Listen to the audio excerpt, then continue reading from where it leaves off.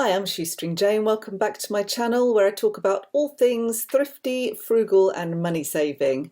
And today I thought I would share with you the story of when I was accused of being Mama Scrooge in a national newspaper. Here we go. So, as you may or may not know, I have been writing a blog, shoestringcottage.com, for well over a decade. Again, just talking about saving money and, following my own journey really to becoming more thrifty and frugal. And I was approached by a journalist who wanted to do a story on how cheaply I thought I could do Christmas. So they asked me lots of questions and I volunteered some information, and the headline ended up being, "Can you really do Christmas for it was £335?" And I don't know where they kind of plucked this figure out of the air really, because I'd given some information but not actual figures. So I'd talked about doing, when my children were smaller, more or less following the 4-gift rule. I didn't necessarily know that I was following a rule, it's just the way it kind of worked out. So in case you don't know what that is, it's where you buy something they want, something they need, something to wear and something to read. So we more or less followed that, but we obviously bought a few more things on top as well. So, I mean, for me, being frugal at Christmas or any other time is not about being mean, and I am not a Mama Scrooge. So I've always tried to give my girls, when they were younger anyway, I mean they're all adults now, I've always tried to give them the best Christmas, the best birthdays, the nicest life that I could give them on a relatively tight budget. So as you know, many of you will be doing, so it doesn't make you tight, does it? It just makes you careful with money. So I'm careful with money because I don't want to get into debt. And I have got into debt in the past. You may have seen other videos of mine where I've kind of admitted to that. And I don't want to do it again. I got to the point where I was not going to do that for anything. So I did always stick to a fairly strict budget. Just had to look at what we could afford for food and had to look at what we could afford for presents and try to stick to that. So I do the same thing now.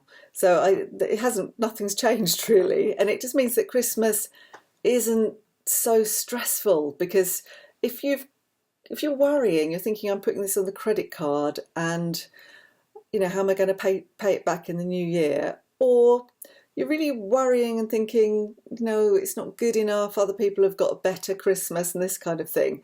The whole thing becomes stressful. Whereas if you are just very clear on your objectives, you don't want to get into debt, and you explain to your children or your family or whoever that this is what Santa can afford this year and this is what's going to be happening, and that maybe the children who get £1,000 spent each on them wouldn't be from Santa, it would be from their parents, who frankly have got more money than sense, but perhaps I wouldn't say that.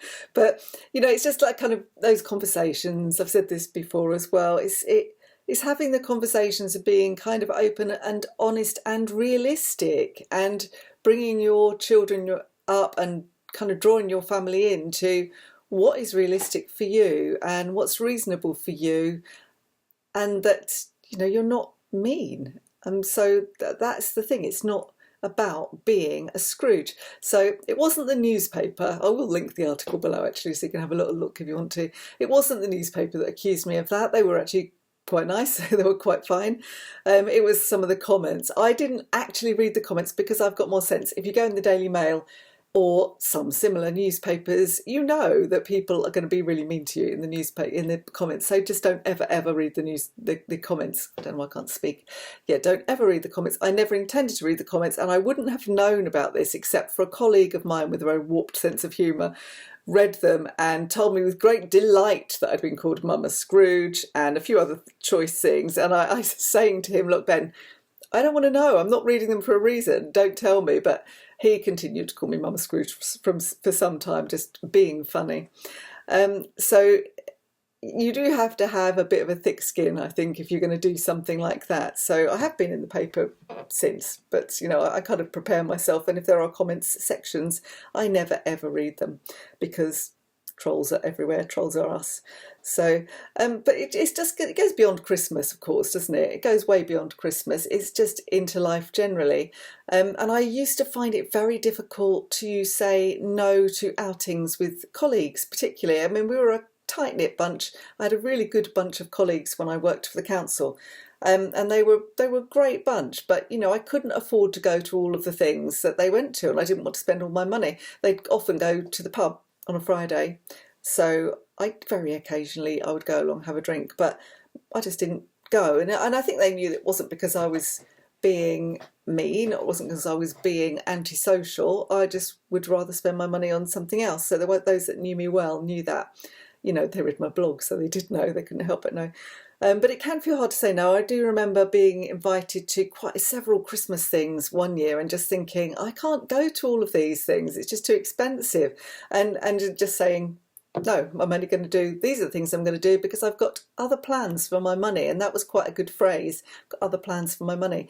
And then come January, there were things going on as well. And I said, well, I'm on a no-spend January. And I normally am on a no-spend January. So it's easy enough to have that hard and fast rule some months and say, I'm sorry, I'm on another no-spend January, or I'm doing a no-spend week, or I'm doing a no-spend month. And because I'm saving up for whatever it is you're saving up for. And if you actually explain things like that, I think people understand. It still can feel hard to challenge these kind of ideas that we've all got endless pots of money though. And I recently had an example of this at my book group. I go to a book group, and I always have so far managed to find a copy of the book that we're going to read second hand, or I have borrowed it, or a couple of times I've found it and downloaded it on Kindle really, really cheaply. This time, a book was suggested by a friend of one of the people that comes to the book group, and we all agreed it sounded really interesting, and we said, oh yes, okay, let's read this.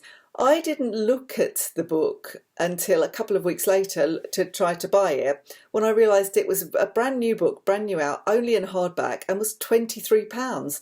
And I thought, well, I don't want to spend £23. I don't even know if I like this book, or if it's going to be one I'm going to come back to or be able to pass on or anything. So I had a look to see if I could download it on Kindle. I couldn't get it to download on Kindle. So I thought, well, I'm just going to be honest about this. So we have an email, a WhatsApp group for the book group. So I WhatsApped people and said, it's £23. Has anybody managed to download it to Kindle more cheaply? Somebody said they had, but it was still £13. And then it turned out that I was the first person to mention this, but then several other people were saying, oh yes, I thought the same, that was really expensive. And the lady that suggested it was very apologetic because she hadn't realised how expensive it was. And then in the end, she had a copy. Another lady who had wanted to say something but had felt too embarrassed to, had gone out and bought a copy. And then I think somebody else had also got one. So between us, we just decided to share them. So I went and borrowed my friend's copy, and she said to me, oh, I really wish I'd said something. I just assumed everybody else would be okay with it, so I bought it. And that's the thing, isn't it? I mean, it's a very nice middle-class bunch of working ladies who are all probably earning a hell of a lot more than me with my little self-employed frugal life. So maybe £23 to some of them wasn't any big deal, but to me I just thought, no, I'm not going to do that. Plus it's new, and I'm trying to do a second-hand year. I'm on a second-hand year anyway, so awkward conversations sometimes. You've got to be prepared for those, I think. If you find you're surrounded by people that make you feel mean for not doing whatever it is they're suggesting, something that's too expensive for you, and you might get accusations of that. You might actually get people saying, oh, you're just so tight-fisted or whatever, like, those kind of comments. In the end, there's only so much explaining you can do to people. And I think if people are going to judge you because of the amount of money that you may or may not have, or how you're choosing to manage your own finances, which is frankly nothing to do with anybody else, then sometimes I think moving away from those people is a good idea. I have a particular couple of friends, old friends that I've known for a long time, who I have deliberately distanced myself from now, because they spend the whole time talking about how much money they've got, how much something costs, how impressed they've been by the expensive cars purchased by other friends of theirs, and just talking about money. So it's very clear that the way that they judge people is on, and how whether they're successful is on how much money they earn. So, after a while that starts to kind of grind you down a bit, and you think, well, what do you think about me, and what are you saying about me when I'm not there? And they look perplexed when I talk about buying things secondhand. And really, even when I've talked about it from a kind of eco-friendly perspective, it's I wouldn't buy. Oh, I wouldn't go to a charity shop. And one of it was, oh, I wouldn't eat chicken thighs. I can't eat meat on bones. I only eat chicken breast. And I thought, oh dear, because last time you came around to dinner, I actually made a chicken casserole with chicken thighs. And it's just like the kind of build up of things, and you think, actually, sometimes you've got to accept that people aren't on your wavelength anymore and got to move away from them. And if money is really the thing that they will judge you on, and you haven't got a lot of money like me, then move on somewhere else. That's what I like. That's what I do really now.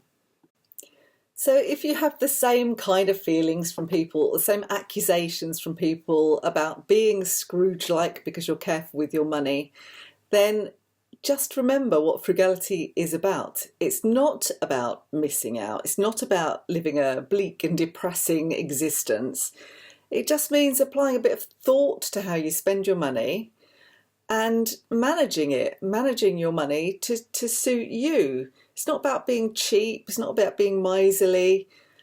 It's about having control and about prioritizing. And you can explain that to people, but I wouldn't explain to them more than once. I think if I explain this to you and feel that you're still really judging me for that, then I'm not bothered really. It's your problem, not mine. So anyway, I just having a little rant again. You love it when I come on here. You come on here to listen to me on my soapbox and have a little rant. So it was something that just popped up on my memories. It was some time ago that the newspaper article appeared. It was some years ago now, but it popped up on my Facebook memories, I think. And I thought I would share that with you and share my thoughts around it. So anyway, if you enjoyed my little rant, please give me the thumbs up, and don't forget to subscribe if you want more of the same and more about money and cooking and frugality. And I will see you next time. Bye for now.